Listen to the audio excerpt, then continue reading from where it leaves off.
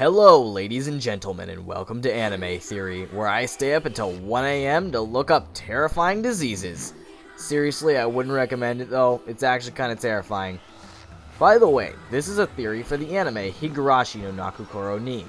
It will contain massive spoilers for the entire series, so if you haven't watched it, I'd recommend you go do so. It's a really cool show, and it's actually my first anime, so give it a try, but you've been warned. So, Higurashi. This series is, well, it's absolutely terrifying. Seriously, this anime is one of the most screwed up things I've ever seen. With copious amounts of blood, torture, abuse, and violence, the anime was literally enough to scare me a ton. Somehow though, even with these aspects, the show manages to remain a wonderful mystery series that only uses the gore at exactly the right time. It builds up each scare with utmost care. Honestly, this place would be terrifying to live in. Man, imagine how they'd advertise this place. Welcome to Hinamizawa, the place that's haunted your dreams in a good way. Take a walk and visit the beautiful shrines. Just don't go inside them or you'll be slaughtered mercilessly. Or maybe watch our annual cotton drifting festival. Perhaps you'll even be lucky enough to be chosen victims of Oyashiro's curse and die a painful death. Or maybe visit some of our wonderful friendly locals. Perhaps they'll even choose to torture you for hours until you eventually die a cruel death.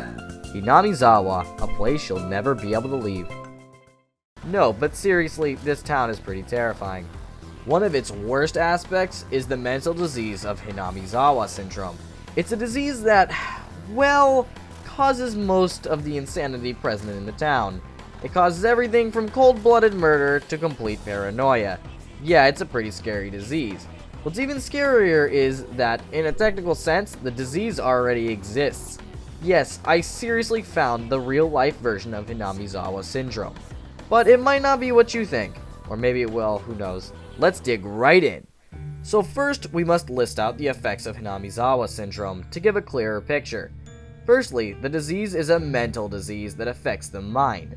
This isn't a simple cold, so we need to look specifically for something in that category. Now, Hinamizawa Syndrome has drastic effects on the holder's state of thought. It causes paranoia to an extreme degree. The holder becomes paranoid of the entire world, so much so that they don't even trust their friends anymore. This causes a ton of horrible murders during the show, and affects just about every main character at some point. This disease can often create hallucinations, both visual and audio-wise. Users can see things that aren't real and begin to hear footsteps behind them. This is a much farther sense of paranoia than normal, and thus could only be applied to an extreme case. The mind does still need to be able to function enough to speak and plan though, so that's something important to note. The disease also needs to be able to cause the side effect known as delusional parasitosis. Late into the first season, Rena begins to feel and see maggots crawling in her skin. These are hallucinated by her, but she sees them as real. This is a real mental disease that's a more extreme form of formication, called, as previously mentioned, delusional parasitosis. The holder begins to imagine that insects are crawling inside them and begins to scratch at those areas. This is an actual serious problem someone can have, and it's absolutely terrifying. The real-life Hinamizawa Syndrome needs to have a way of causing this effect without it being automatic, as not everybody infected with Hinamizawa Syndrome gains this side effect. Finally, the disease would likely die in the holder. This one's not as big, but I figured I might as well mention it anyways. Now, after factoring in all of these different side effects and problems, what kind of real-life disease would best parallel Hinamizawa Syndrome? The result is interesting, as it's both obvious and not so obvious. So, without further ado, the real-life disease that mirrors Hinamizawa Syndrome is paranoid schizophrenia. Did you see that one coming? No, but seriously, paranoid schizophrenia is actually alarmingly close to Hinamizawa Syndrome. As the name implies, paranoid schizophrenia is a more dangerous form of schizophrenia that causes an extreme form of paranoia. It can cause the holder to hallucinate audio and visual aspects, and also can cause the holder to begin distrusting others around them. It's a disease that piles on the paranoia and is potentially dangerous. And yes, paranoid schizophrenia dies with the user if you were wondering. Ironically enough as well, delusional parasitosis, while also being caused by things like drugs, is also caused by, yes, you guessed it, paranoid schizophrenia. Technically, normal schizophrenia can cause this as well, though. This disease, much like Hinamizawa Syndrome, is a completely mental disease as well. Seriously, it's terrifying how close these two diseases are. It's almost like the entire disease was made up to be a more extreme form of paranoid schizophrenia. So in the end, both paranoid schizophrenia and Hinamizawa Syndrome are practically the same disease.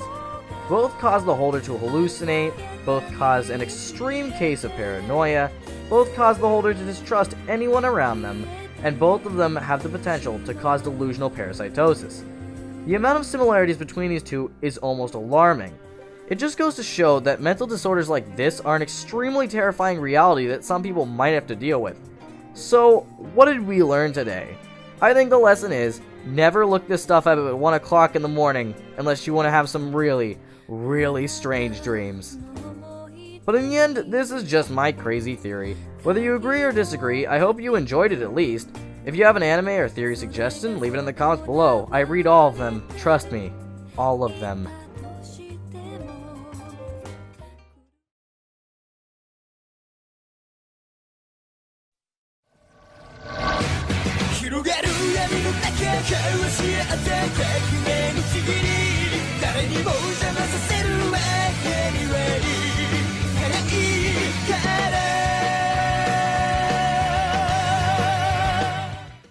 Hey everybody, if you liked this video, please be sure to like, comment, and subscribe. And I mean, hey, I got a Twitter account, why don't you go follow that? I mean, I poll on new theories pretty often on there. I mean, the next one's going to be Death Note, because people keep requesting that one a lot. But after that, I'm probably going to poll for whichever one's next. So, hey, follow my Twitter, because that's an easier way than just requesting in the comments. Yes, I do read them, but it's a higher chance that if you do it on Twitter, then I'll do it. But yeah, besides that, I hope to see you in the next video. See you later.